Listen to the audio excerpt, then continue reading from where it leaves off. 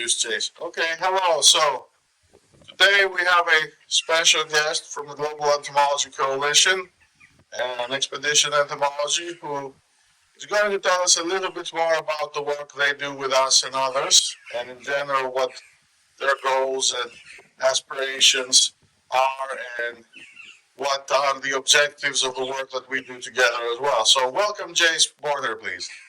Hi, everyone. Okay. Thanks. I think I've met most of you. But yeah, I'm Jayce Porter. I'm from Northeast U.S., kind of near Boston, New Hampshire.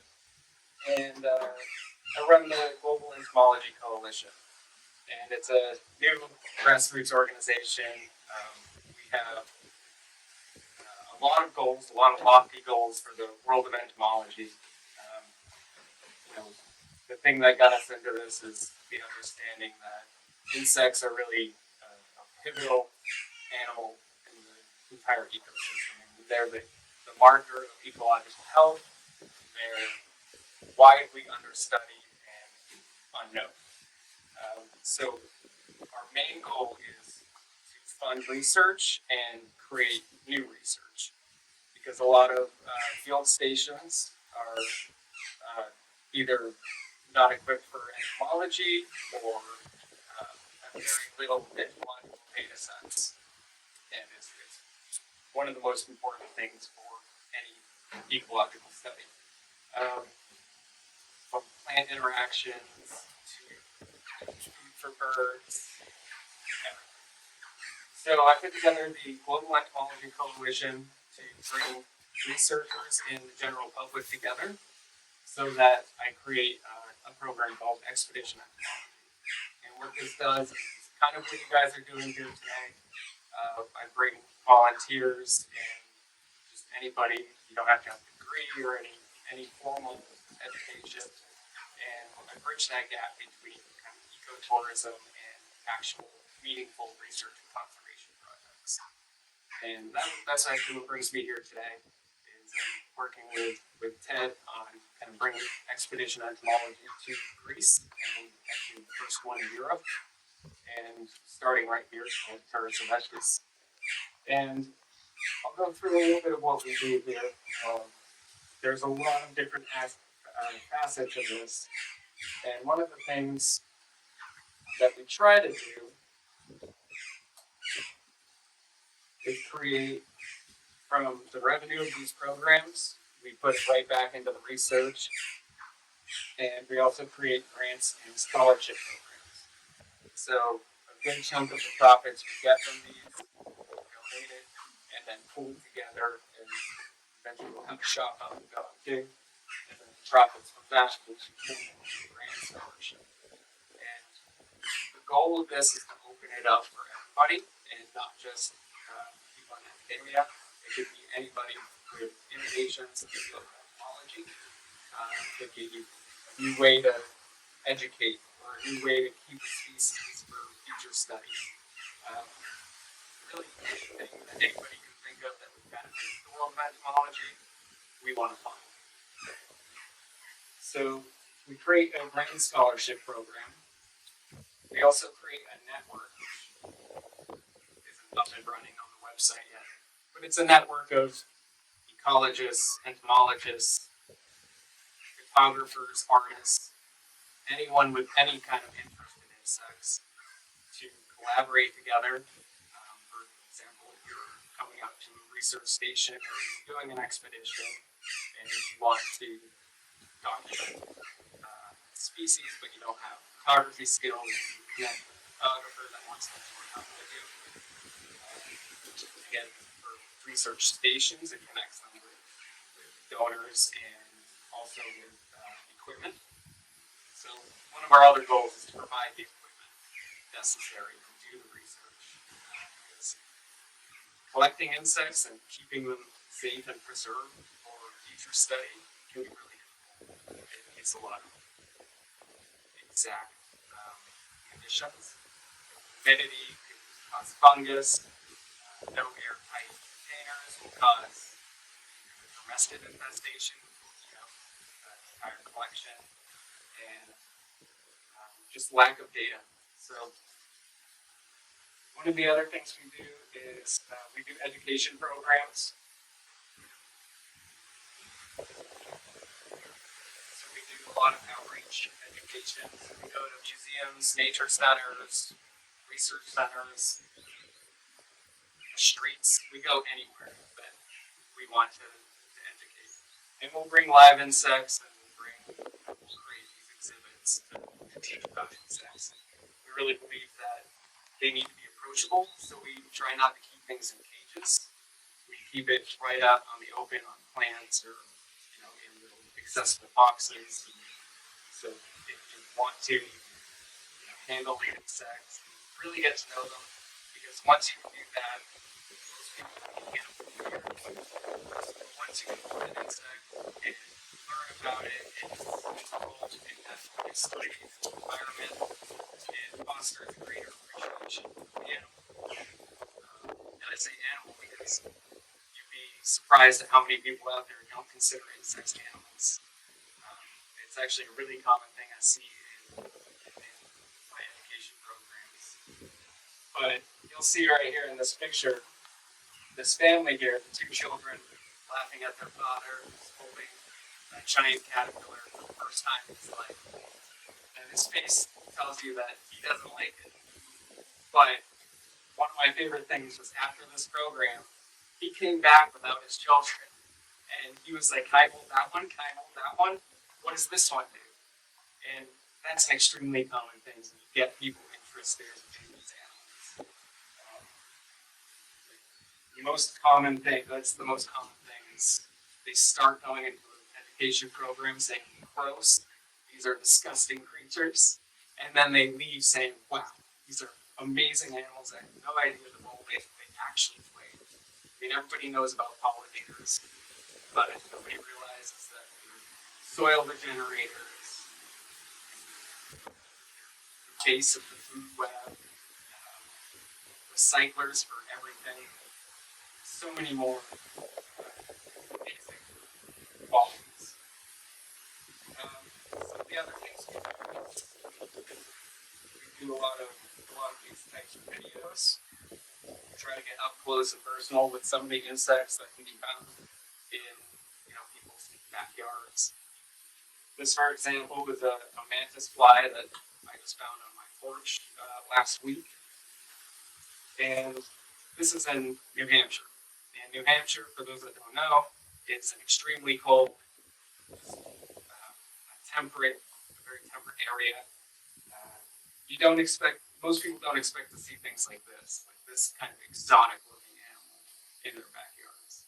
So that's one of the things that can open people's eyes to with the Global Entomology Coalition. And then you get to know the life history of parasitoids that people don't know, or hitchhiking insects and all the other crazy things they do.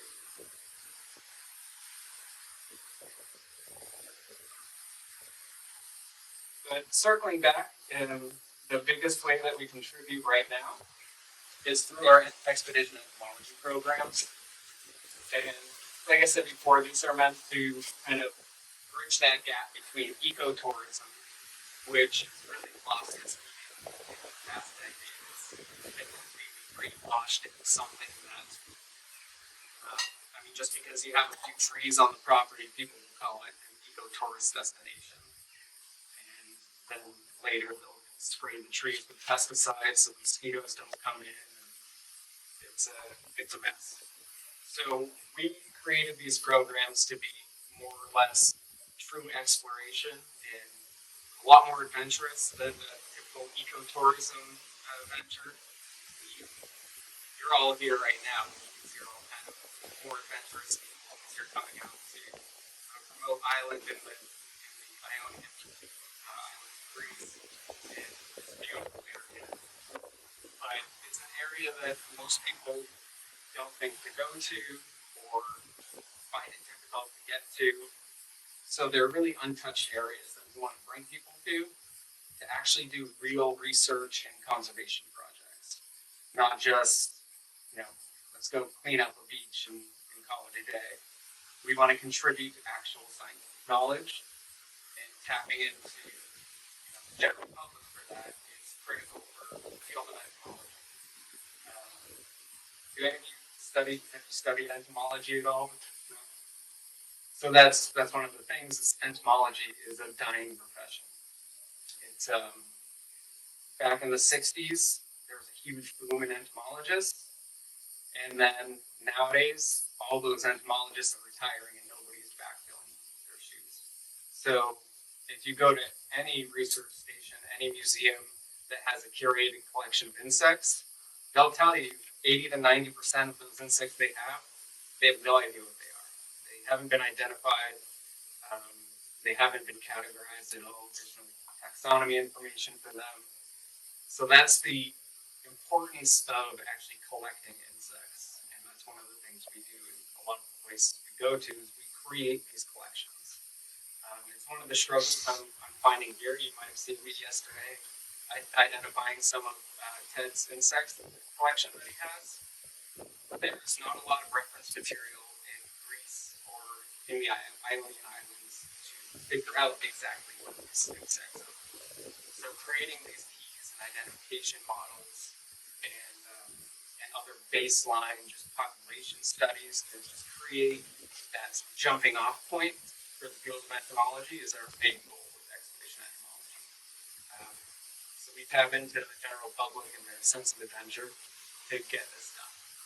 And yeah, we'll have fun and do boat rides or beach time and other cool activities like that. But this is the main purpose. I'll give you one example.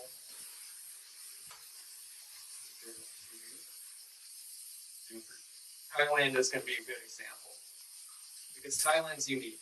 Every station, every region of the planet has obviously extremely different ecosystems, extremely different cultures. So we work with a couple companies in Thailand right now. They created this off-grid. It's an eco-tourist destination, but it's not very well known. They hand built all these from materials used when they cleared a little bit for their rice fields. And their farm is an organic farm that's completely integrated with the rest of the nature around. And that's another critical component to this is agriculture. Agriculture is a huge problem for entomology and nature itself, as a lot of people might know. Leading cause of deforestation, habitat loss, pesticide use, moving into the surrounding areas. They are ectotoxic pesticides that were used to lupus in one area are being found hundreds of miles away in rivers and ponds and streams at levels that are 10 to 20 up to 100 times the lethal dose for a lot of species. So this is organic farm, and one of the biggest things in Thailand for entomology is entomophagy, so the eating of insects. Insects are some of the most, I would say, sustainable protein sources outside of plant-based proteins, which have their own problems with, again, agriculture and land use.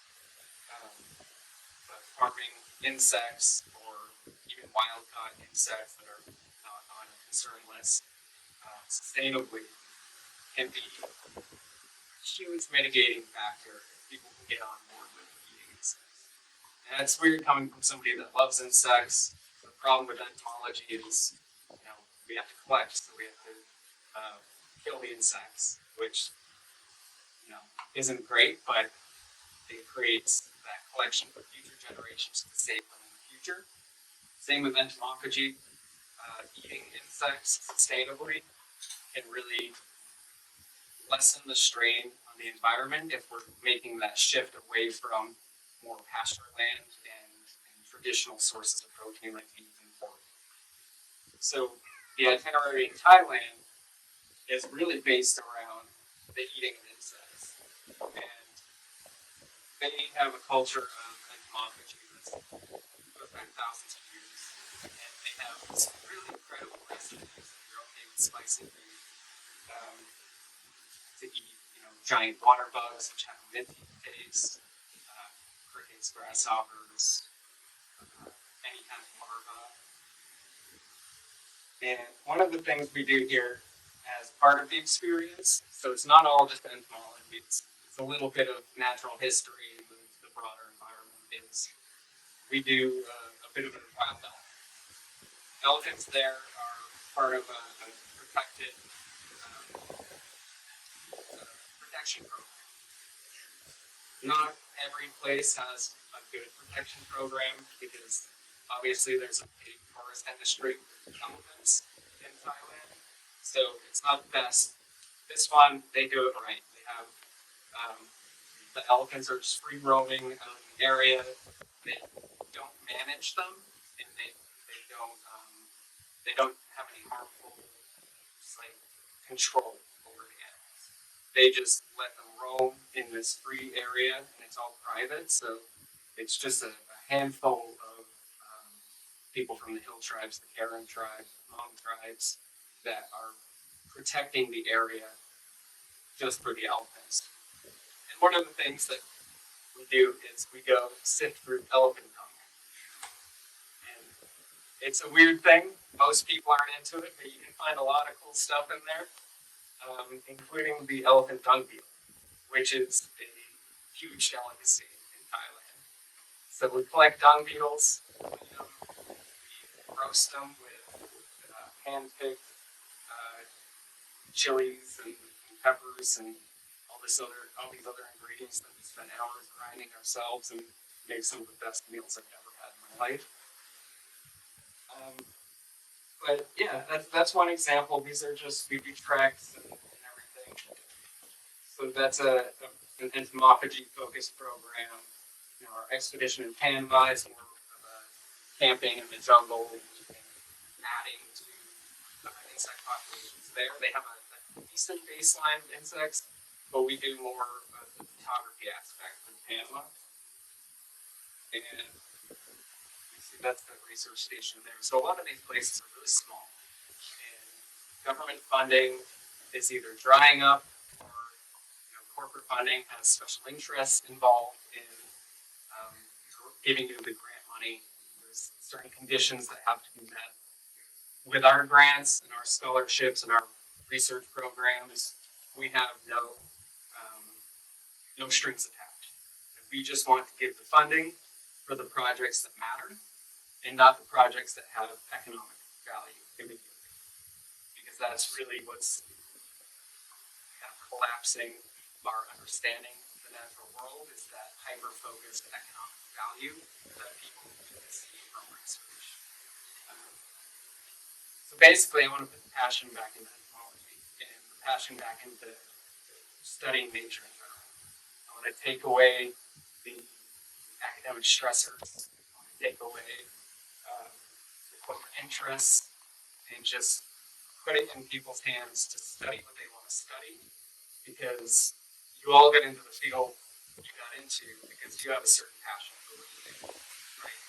So why stifle that with requirements from government organizations and corporations when you can just do what you wanted to do in the first place, which is extremely valuable no matter what you're studying, you're broadening the knowledge base of our natural world.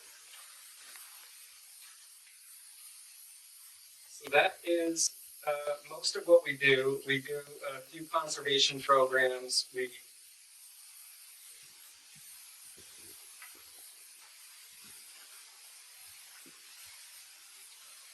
do some land acquisition. So what we like to do is we'll take donated lands pretty much from anywhere. But our primary focus is reclaiming land that's been lost to agriculture and cleaning up that, and reclaiming the soils, cleaning it out, and getting rid of any residual pesticide, herbicide, fungicide use. So agriculture, golf courses are one of my favorite things to acquire because they're basically green deserts. They can often be.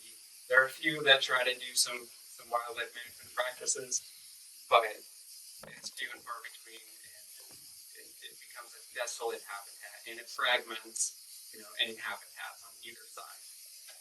So golf courses are great, and unused industrial lands. So any little wastelands like this that you see of abandoned buildings with a parking lot that's starting to have grass growing through it, or oil slicks and things like that, we want to reclaim these industrial lands, rewild it, and leave it alone. Our philosophy is the best policy when it comes to nature is to basically leave it alone. Most of the time, it doesn't need a lot of management. It's all about conservation and not preservation. Because preservation is a very human-centered view on the environment, where, for example, if there's you came here 20 years ago and you saw this lush forest, but then something happened naturally, such as a fire or a massive spike in deforesting caterpillars or anything like that that wiped out the forest. That's a completely natural process. It's going to allow sunlight to get down to that canopy floor. It's going to create new growth, which is going to bring in additional diversity. And so we work off of that as our baseline mindset when it comes to conservation. Additionally, part of our work here is not just to help research stations and fund research and create these opportunities, but the last thing we do is we crowdfund for research.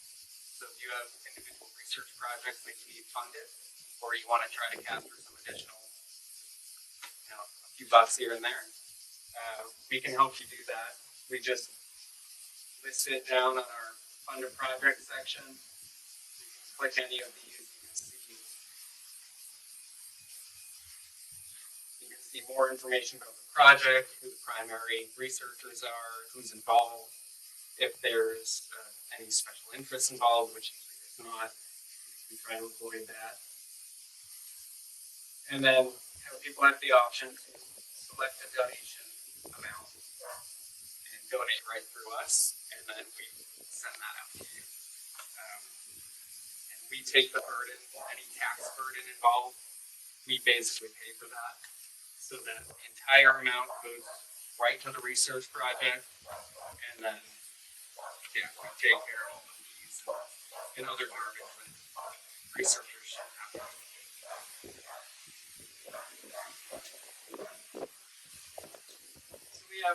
So we do crowdfunding for research and crowdfunding for our station partners. And right now we have organizations throughout the world, Panama, Greece, South Africa, Madagascar, Thailand, Costa Rica, and in the works with a lot more. So we're trying to create these opportunities around the world to help revitalize the field of entomology and eventually make that a baseline of conservation and research. And that's it.